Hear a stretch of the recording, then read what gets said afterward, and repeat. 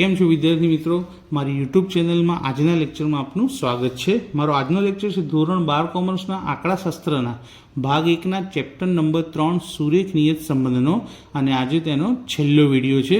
જે આખું ચેપ્ટર અને આ બધા સ્વાધ્યાયના બધા જ દાખલા મેં બનાવીને પ્લેલિસ્ટ બનાવી મૂકેલું છે। જો તમે ના જોયું હોય તો ત્યાં જઈને તમે જોઈ શકો છો। તો શરૂઆત કરીએ આજના વિડીયોની, જેમાં હું તમને છેલ્લા વિભાગ Fના દાખલા નંબર 6 અને 7 શીખવાડીશ। તો શરૂઆત કરીએ દાખલા નંબર 6 થી।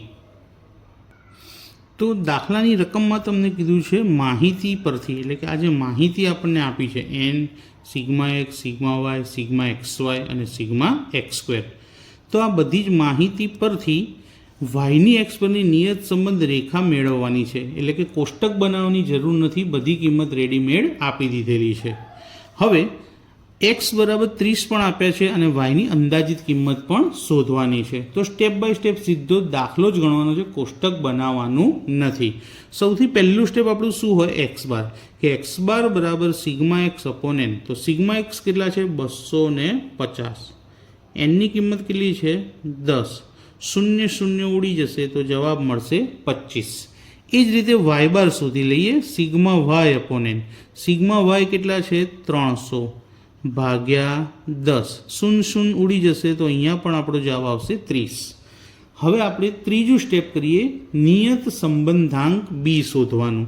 નિયત સંબંધાંક b શોધવા માટે સૂત્ર જે પ્રમાણે માહિતી છે એ પરથી સૂત્ર આવશે n into sigma xy minus sigma x into sigma y છેદમાં n into sigma x² minus sigma xનો હોલ સ્ક્વેર। હવે nની કિંમત છે આપણી પાસે 10, સિગ્મા xy છે આપણી પાસે 7900 માઇનસ સિગ્મા xની કિંમત છે 250, સિગ્મા yની કિંમત છે 300। એ જ રીતે છેદમાં કિંમત મૂકી દઈએ, nની જગ્યાએ 10, સિગ્મા xનો સ્ક્વેર છે 6500 માઇનસ સિગ્મા એક્સનો હોલ સ્ક્વેર, તો સિગ્મા એક્સ છે 250, એનો હોલ સ્ક્વેર કરીએ। હવે ગુણાકાર, તો ગુણાકાર બનશે 79000 માઇનસ 250 અને 300નો ગુણાકાર 25 તરી 75000 માઇનસ 10નો 6500 સાથે 65000 માઇનસ 250નો વર્ગ કરીએ તો 250નો વર્ગ બનશે આપણો 62500।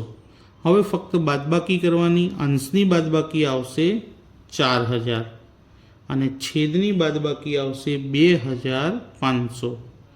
4000 ભાગ્યા 2500 કરવાથી આપણને આન્સર મળશે બીનો 1.6, એટલે કે નિયત સંબંધાંક આપણને મળી ગયો છે। હવે આપણે શોધીએ અંતઃખંડ a। y બારની કિંમત છે 30 માઇનસ બીની કિંમત આપણને કેટલી મળી, 1.6 અને x બારની કિંમત છે 25 ઇક્વલ 30 માઇનસ 25 ગુણ્યા 1.6 કરવાથી જવાબ મળે છે 40 અને 30માંથી 40 જાય તો -10, માટે a બરાબર -10 આવે છે। હવે yની x પરની નિયત સંબંધ રેખા y કેપ બરાબર a પ્લસ bx। તો એની કિંમત આપણને મળી છે -10, બીની કિંમત મળી છે 1.6 અને મેં તમને કીધું એ પ્રમાણે કે નિયત સંબંધ રેખાનું સમીકરણ લખીએ ત્યારે એક્સની વેલ્યુ અંદર મૂકવાની હોતી નથી, એ પછીના સ્ટેપમાં આવશે અલગથી કે x બરાબર 30 મૂકતા, એ પણ આપણને દાખલામાં આપ્યા હોય તો જ, અહીં આપેલા છે માટે મૂકીશું। તો એક્સની જગ્યાએ હવે 30 મૂકીશું, -10 વત્તા 1.6 કૌંસમાં 30, તો -10 વત્તા 1.6 ને 30 સાથે ગુણાકાર કરવાથી મળશે 48 અને 48માંથી 10 જાય તો આવશે 38। તો y કેપ કેટલા મળ્યા, 38। અને હંમેશા y કેપની કિંમત શોધીએ તો આન્સર ફરજિયાત લખવો કે જો x બરાબર 30 માટે yની અંદાજિત કિંમત 38 થાય, x બરાબર 30 હોય તો yની અંદાજિત કિંમત શું મળે, આપણને 38 મળે। હવે આપણે જોઈએ દાખલા નંબર 7। દાખલા નંબર 7 હું તમને IMP કહી શકું, કારણ કે આ દાખલો આવો સ્વાધ્યાયની અંદર એક જ છે કે જેમાં આપણે સુધારો વધારો કરવો પડશે. તો અહીં આપણને વિગત આપી છે તે પ્રમાણે જોઈએ તો સૌથી પહેલાં n બરાબર 12 આપેલા છે, સિગ્મા એક્સ 30 આપ્યા છે, sigma Y 5, sigma X square 670 અને સિગ્મા એક્સ વાય 344. અને એમાં એક ખોટી જોડ ભૂલથી લેવાઈ ગઈ છે 11 અને 4. એની જગ્યાએ હોવા જોઈતા હતા 10 અને 14. તો આપણે સૌથી પહેલાં તો આ બધી જે કિંમતો છે sigma X, sigma Y, sigma X square અને સિગ્મા એક્સ વાય, એ બધી કિંમતોમાંથી ખોટી જોડ માઇનસ કરવી પડશે અને સાચી જોડ ઉમેરી અને સુધારેલી કિંમતો શોધવી પડશે. પછી જ આપણને વાયની એક્સ પરની નિયત સંબંધ રેખા મળશે. અને નિયત સંબંધ રેખા મળ્યા પછી એક્સ બરાબર 5 માટે આપણે તેની અંદાજિત કિંમત શોધવાની છે.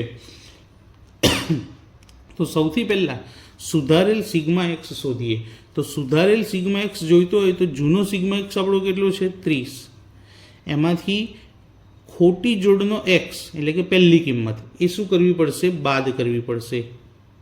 અને સાચી જોડનો એક્સ ઉમેરવો એટલે કે પહેલી કિંમત એની ઉમેરી દઈએ. તો 30માંથી 11 બાદ કરવાના અને એમાં કેટલા ઉમેરી દેવાના 10. તો આપણો આન્સર આવશે 29. એ જ રીતે વાયમાં પણ કરીશું. તો જો વાયની જૂની કિંમત કેટલી છે, સિગ્મા વાયની 5.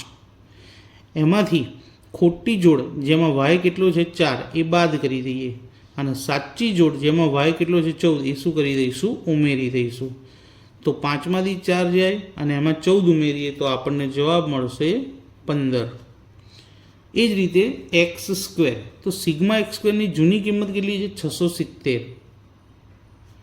માઇનસ ખોટી જોડમાં એક્સ કેટલો છે 11, પણ અહીંયા સ્ક્વેર છે એટલે આપણે શું બાદ કરવું પડશે, 11નો સ્ક્વેર.